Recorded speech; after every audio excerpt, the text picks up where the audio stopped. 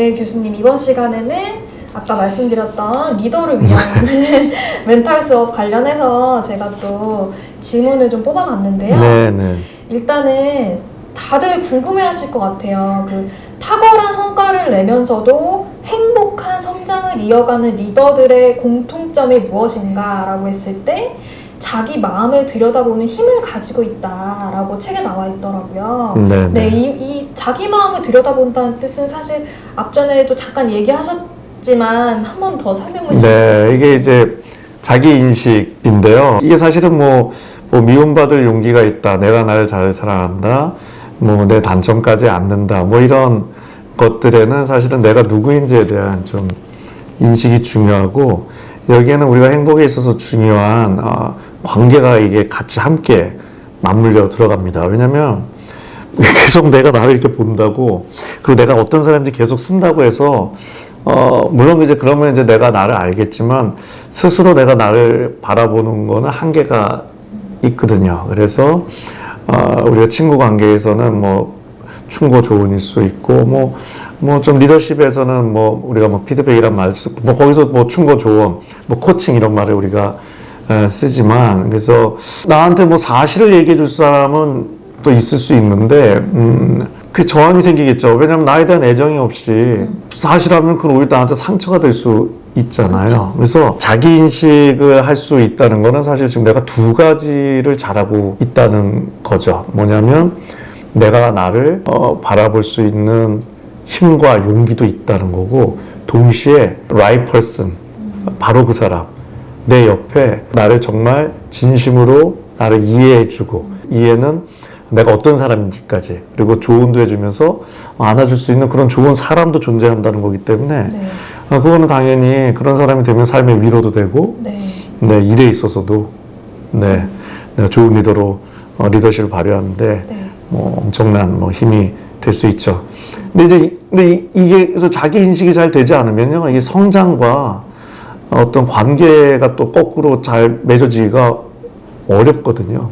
그러니까 이제 둘 다가 어려워지죠. 네. 내 삶도 좀 힘들어지기 쉽고 좋은 리더십을 가지기도 좀 어려운. 네. 그래서 굉장히 좀 시작점 같은 게, 네. 이자 결과물 같은 게 이제 내 마음 들여다보기. 요걸 좀 리더십 용어로 바꾸면 이제 자기 인식. 자기 인식. 네, 아닌가 싶습니다. 그렇구나. 이것도 뭐 아직 리더이신 분들도 있고 이제 아직 리더가 되지 않으신 분들도 있으시겠지만 꼭 기억해 두시는 게 좋을 것 같아요. 네. 최소한 우리는 이제 다 리더인 게 내 마음이라는 구성원을 갖고 있거든요. 그런 관점에서 보면 이제 힐링인 거죠. 그러네요. 네, 교수님. 그걸 확장하면 이제 리더십이고. 그래서 길게 보면 내가 내 마음에 대해서 좋은 리더가 아닌데 타인과 타인의 마음에 대해서 좋은 리더가 된다는 게 그러니까 그런 리더들이 많은 조직은 그 조직 자체가 발전하기에도 한계가 있고, 네, 구성원들도 엄청 힘들겠죠. 네. 그렇죠. 좋은 리더가 되려면 일단 내 마음의 리더가 돼야 돼요. 네. 너무 좋은 말씀이신 것 같습니다, 교수님.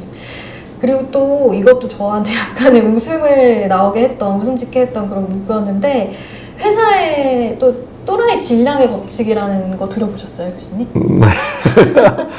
그래서 이게 참 또라이가 이게 무슨 막말이잖아요. 그래서 이게 뭐 저희 교과서에 이렇게 실릴 수도 없는 건데, 미국의 한 이제 기술 경영 쪽 교수님이 연구 분야가 또라이더라고요. 네, 그래서 책도 냈어요. 진짜 또라이 하면 책 나옵니다. 베스트셀러입니다. 그 영어로는 뭐라고? 영어로 애솔? 진짜요? 네. 근데 이제 그거를 이제 자기 감성에 결핍이 있는 사람은 그렇게 좀 세게 쓰셨는데, 뭐 그런 잡지에 실릴 정도로. 좀 말씀 재밌게 좀 격하게 하시는 분 아닌가 싶은데, 이거를 이제 좀 요즘 심리 뭐 정신의학 용어로 바꾼다면 이제 뭐 자기의 나르시시즘 뭐 이쪽으로 좀 뭐 그쪽인 거죠. 우리가 자기의 하면은 나를 잘 사랑하는 것 같지만 사실은 나를 너무 사랑하다 보니 사실은 되게 연약한 거죠. 어떤 연약함이 있냐면 타인의 충고를 잘 받아들이지 못하는, 그러다 보니 자기 인식이 어려운 경우죠. 그래서 이제 직장 생활 하다 보면 뭐 직장 생활 아니어도 만나지만 이제 뭐 리더십 책이니까 직장 안에서 뭐 한 번쯤 꼭 만나게 됩니다. 그래서 구성원인 경우에는 칭찬해주면 잘하는데 뭔가 이렇게 호칭을 하려고 그러면 반발하는, 오히려 이게 잘 개발을 해주려고 하는 건데, 그리고 뭐 동료의 경우는 함께 일했는데 문제가 되면은 다 동료 탓만 하는, 최악의 리더가 마음은 튼튼한데 이 자기 인식이 결핍된 리더입니다. 그러면 어떤 일이 생기냐면 마음이 약하면 그래도 힘이 빠져갖고 추진을 안 하는데 힘이 좋으면 구성원들이 다 하시면 안 돼요 하는데 끝까지 갔다가 그래도 뭐 리더가 할 수 있죠. 네네. 그래서 잘못됐다 그러면 다 내가 책임질게. 그런 문제가 안 되는데 이 리더는 다 너희 잘못이라고 그래. 난 하지 말라 그랬는데 너희들 때문에 했다는 갑자기 없는 사실도 만들어내는. 사실 이제 그런 리더분들 만나면 이제 구성원들이 다 힘들어질 수밖에 없고 이제 조직도 어려워질 수 있는데 그분들도 사실은 스스로가 힘들겠죠. 하지만 이제 꽤 있다는 거죠. 그러니까 리더십 관점에서 보면은 회사에서 좀 이런 분들을 좀 가능하면 좀 거기에 맞게 일하게 하고 좀 너무 이제 리더 역할을 좀 덜 하시게. 그리고 그 교수분 얘기는 일시적 또라이 현상이 나타날 수 있답니다. 리더를 맡다 보면 이 귀가 이제 막 이제 저처럼 이제 아부마니아는 이제 그런 구성원만 두다 보면 내가 이제 그 권력력에 취하고 남의 충고를 안 듣는 그런 거에 빠지다 보면 그런 이제 성격 특징이나 성격 장애는 아니지만 일시적 자기 반성 결핍 증후군에 빠지게 되면 안 좋은 식의 이제 리더십 행동들이 나올 수 있다는 거죠. 그래서 이게 자기 인식을 잘하면 좋은데 아닐 때 이제 문제점으로. 네. 이게 되게 핫 이슈 중에 하나입니다. 이 성격과 리더십 부분에 있어서는요. 왜냐하면 많으시거든요. 저도 몇 분 뵌 것 같아요. 리더 중에. 그러셨구나. 네. 그 다음에 또 여쭤보고 싶은 것이 이제 완벽주의 있으신 분들 꽤 많을 것 같아요. 그래서 뭐 완벽주의 자체가 나쁜 건 아니죠. 그리고 한 연구를 보면 그 완벽주의 경향이 점점 증가하고 있대요. 그러니까 그만큼 이 사회가 뭐 완벽을 더 추구하는 그런 측면이 있는데 사실은 이 완벽주의라는 게 어느 시대였지? 뭐 그리스 시대인가 이런 데는 좀 지금 완벽주의랑 좀 다르더라고요. 그때는 뭐 몸과 마음과 약간 WHO 그 건강정이 비슷해요. 몸과 마음과 무슨 뭐 영성이 균형을 이루는 그 완벽을 추구하는 게 완벽주의였던 때도 있었더라고요. 저희 그 짧은 철학적 지식으로는요. 그래서 완벽을 추구하는 건 좋은데 선생님 완벽한 게 어디 있겠습니까? 이 완벽 뒤에는 불안이 있거든요.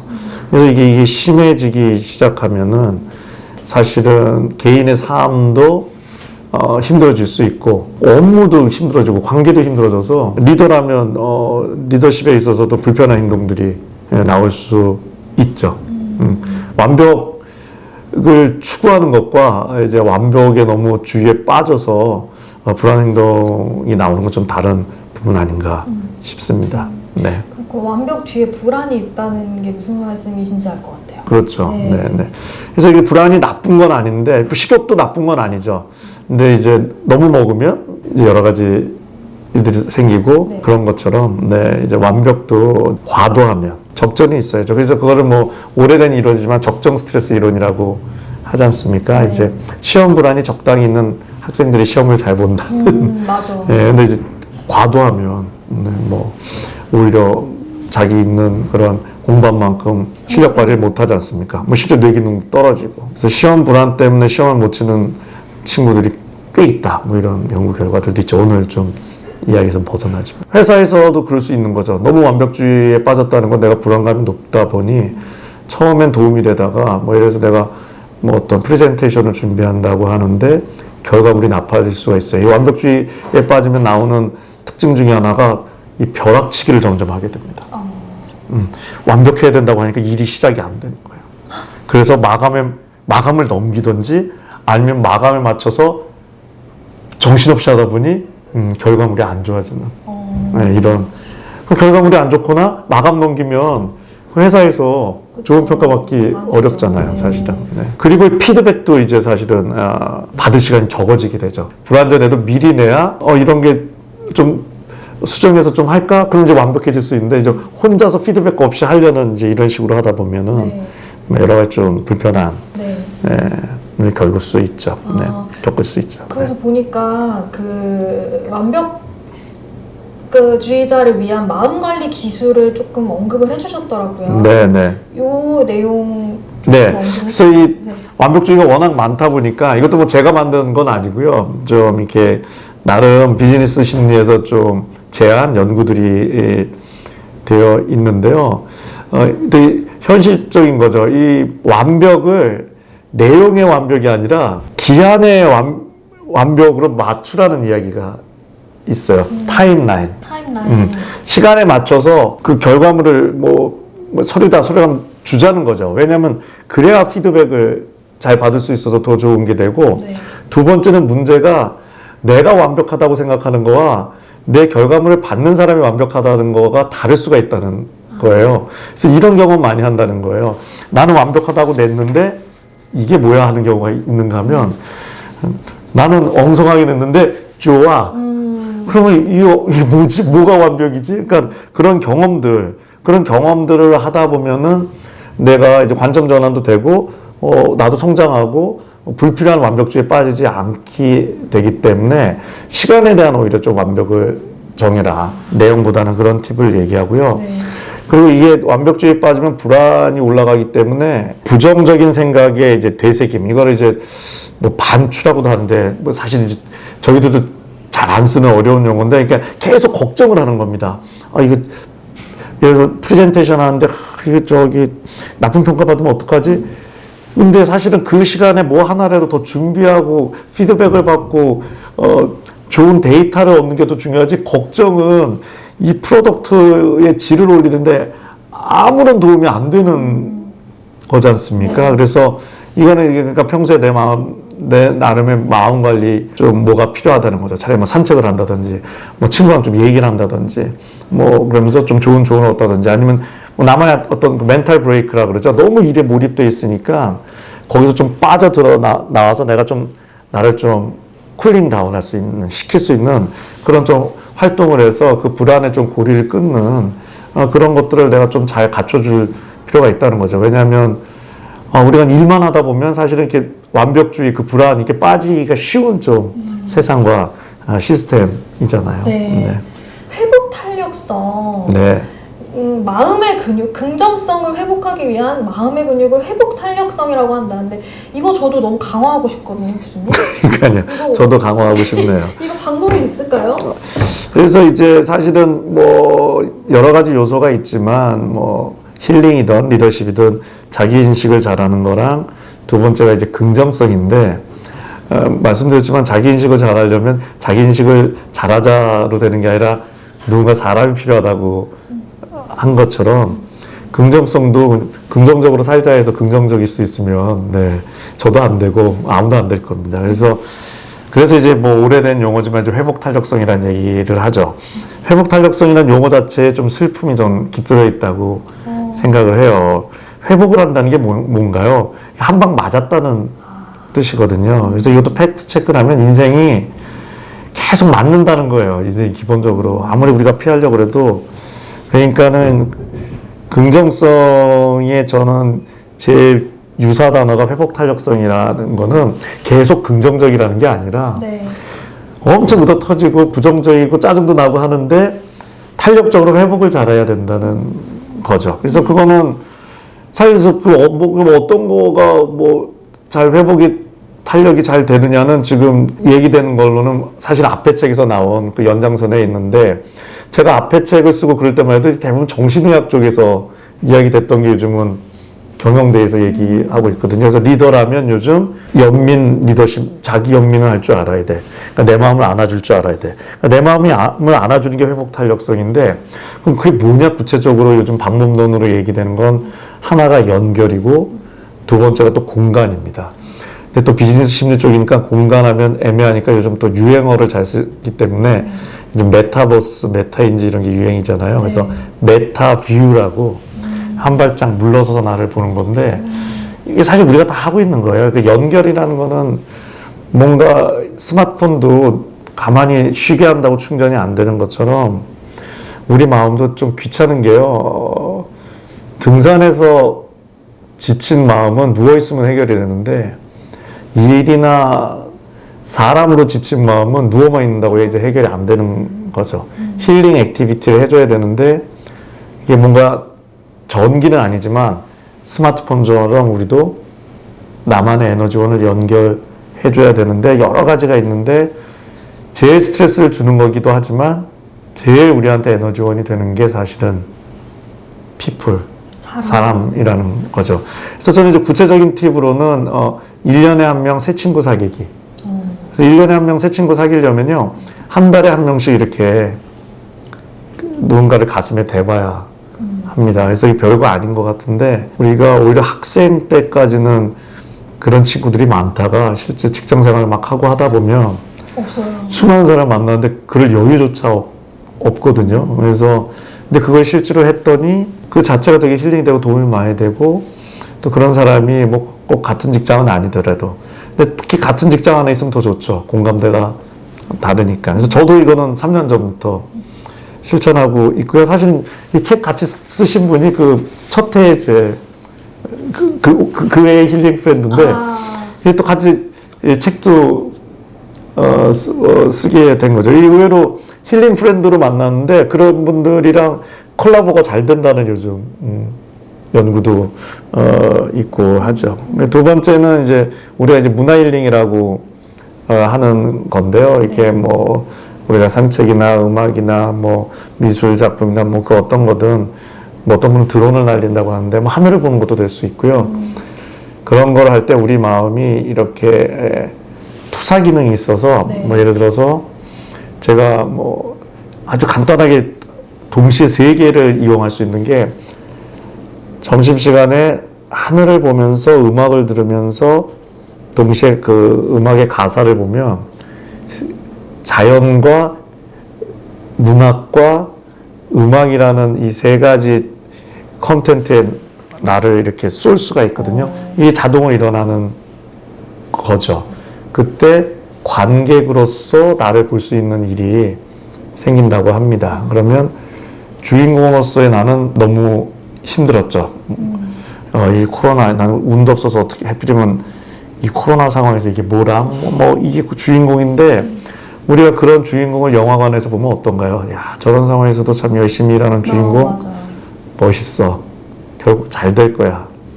관점 전환이 일어난다는 거죠. 그래서 하루 10분이라도 네. 관객의 입장에서 나를 보는 그 시간을 갖는 게 회복 탄력성이 엄청 도움이 된다는데 그걸 요즘 메타 뷰, 메타가 초월. 근데 그게 이제 사실은 그런 문화 자연과의 이제 만남을 통해서 된다는 건데요. 이게 다 시스템이 갖춰져 있는데 우리가 너무 달리다 보니 이게 좀 굳어 있다는 거죠. 예, 아주 오래된 지혜인데 다시 이제 갖고 오고 있는 거죠. 이게 연습이 필요합니다. 이거 처음 적용하면 더 번아웃 됐다는 직장인 분들도 계세요. 왜냐면 이거를 일처럼 하는 거죠. 좋은 얘기야. 빨리 회복 탄력성을 뭐 피트니스 하듯이 키워야겠어. 하다 보면요. 뇌 안에서 일하는 뇌가 작동하는 거예요. 힐링도 숙제처럼 하시면요. 네, 번아웃이 옵니다. 근데 어쨌든 그 과정이 필요해요. 그렇게 하다 보면은 조금씩 이제 이게 좀 어려운 게 이제 마음 관리를 옛날 좀 옛땅을 쓰면 도 닦는 거랑 비슷한 것 같아요. 작동하기 시작하면 작은 거에도 이제 되는데 네. 자전거도 뭐 타는 거 별거 아니지만 페달 안 밟아보면 또 못 타는 거지 않습니까? 아예 못하는 그 방법이 어렵겠습니까? 올라가서 돌리면 되는 건 다 아는데 네. 돌려봐야 될 거 아니에요. 그렇죠. 네. 그래서 마음 관리가 어려운 것 같습니다. 좀 어렵다기보다는 좀 약간의 연습이 필요하다. 네, 연습이 필요하다. 근데 이 질문도 좀 비슷한 것 같아요. 번아웃이 왔을 때 어떻게 대처하는 네. 것이 좋은가? 내가 번아웃이 왔을 때 어떻게 대처하는가는 제가 앞에서 말씀드린 것 같고요. 그 앞에 중요한 대처가 하나 있습니다. 번아웃이 일단 병이 아닙니다. 실제 질환명도 아니고 번아웃이 왔을 때 자기 채찍질을 하시는 분들이 많으세요. 그러니까 뭐 자기 채찍질을 할 수 있다는 거는 사실은 자기 인식 기능이 있는 거여서 훌륭한 거긴 한데 자기인식 기능도 잘 써야지 번아웃이 왔을 때 너무 나는 왜 이 모양이다 이렇게 채찍질을 많이 때리게 되면 그 이제 자기 비판이 너무 가혹하면 더 번아웃이 될 수 있는 걸로 되어 있고요. 아니면 완전 반대로 자아 팽창을 또 많이 쓴다고 합니다. 이 말은 어색한데 우리가 많이 쓰는 거야. 아, 우리 나빠 스폰이야. 괜찮아. 이제 잘 될 거야. 그냥 스마트폰이나 바꿔갖고 기분 전환이나 하자. 뭐 이런 건데 둘 다 쓸 줄 알아야 되고 이제 나쁜 건 아닌데 지쳤을 때 이제 이런 것들을 쓰면 오히려 더 지칠 수 있다는 거죠. 그래서 번아웃이 왔다는 거는 직장 생활을 했는데 번아웃이 한 번도 안 왔다? 놀았다. 사실 매일 와요. 스마트폰이랑 똑같이. 그래서 번아웃이 오면 그냥 열심히 일했구나. 잘했어. 다시 충전해주자. 이렇게 심플하게 넘기는 게 중요한데 그냥 나는 유리 멘탈이야. 약하다. 이러면 이제 2차 스트레스가 커지면서 내가 나를 더 괴롭히는 일이 생기는 거죠. 다시 말씀드릴게요. 번아웃이 느껴지시면요. 열심히 일했네. 충전하자. 끝! 그리고 충전에 대한 나의 액티비티를 개발하시던가 개발하신 걸 하면 되는 거죠. 왜 내가 이렇게 약할까? 약한 게 아닙니다. 네, 열심히 사신 거지. 누구나 다 찾아올 수 있는 거고요. 그렇죠? 100%. 네, 100%. 네. 100%. 옛날 용어네요. 네. 네, 교수님. 그리고 마지막으로 이 책에서 네. 내향성의 시대가 다가오고 있다라고 말씀을 해주셨어요. 요거에 대한 설명 좀 부탁드릴게요. 실제로 그 내향적인 성격 고민으로 찾아오시는 분도 있고요. 라디오 같은 매체 고민으로는 너무 많아요. 그래서 근데 이제 리더십 관점에서 보면 실제로 외향적인 리더십이 약간 좀 더 성공하는 걸로 통계도 있고 이제 우리가 그렇게 인식을 하는데 성격을 내향적, 외향적으로 이렇게 딱 나누기는 어렵지만 정신의학 관점에서 보면 근데 어쨌든 팩트 체크를 좀 해드리면 그게 좀 외향적인 성향의 사람이 더 많대요. 많아도 더 성공하는 경향이 있는 측면도 있고요. 미국의 한 유명한 경영대 연구를 보면 이런 연구도 있습니다. 그 피자집이었나 미국의 그런 체인점에서 했는데 의외로 외향적인 리더와 외향적인 구성원이면 최고의 매출이 나올 것 같은데 그렇지 않았다는 거죠. 부딪혀서. 의외로 외향적인 구성원들한테는 내향적인 리더인 경우가 더 좋았다는 거예요. 왜냐하면 내향적 성격의 특징이 좀 자기 주장을 막 하진 않지만 굿 리스너인 경향이 많기 때문에 궁합이 잘 맞았다는 거죠. 지금은 워낙 여러 가지 그 세상에 자기 주장도 더 많아지고 더 복잡해지고 이렇기 때문에 리더십에 있어서 중요한 게 이제는 사실은 MZ세대다, X세대다 이렇게 나누기도 어렵거든요. 구성원 개별적으로 일단 경청 자체가 사실은 그 위로와 힘이 되기도 하지만 각자 무슨 생각을 하는지를 알아야 내가 뭘 도움을 줄 수 있어서 그런 의미에서 경청 능력이라는 게 굉장히 중요한데 대체로 내성적인 성향을 가지신 분들이 굿리스너인 부분이 많기 때문에 네. 혹시 내가 내향적인 성격이라 고민하신다면 전혀 그렇지 않다. 트렌드다. 트렌드다. 나는 굿 리스너다. 그래서 잘 들으시면 됩니다. 네. 충분히 리더가 될 자질이다. 네. 더 위로도 잘할 수도 있고 훨씬 많은 데이터를 내가 빨아들일 수 있는 능력도 있기 때문에 네. 그거에 대한 후속 조치도 더 좋은 리더가 될 수 있는 자질을 갖고 있는 거죠. 알겠습니다, 교수님. 오랜 시간 동안 진짜 이게 써주신 책에 대해서도 너무 잘 정리를 해주셨고 또 제가 궁금했던 질문들에 대해서도 말씀 잘 해주셔가지고 이번 영상 보시는 분들도 많은 도움 받아가셨으면 좋겠습니다. 교수님. 네, 즐거웠습니다. 네, 교수님. 감사합니다. 네, 감사합니다. 네, 감사합니다. 네.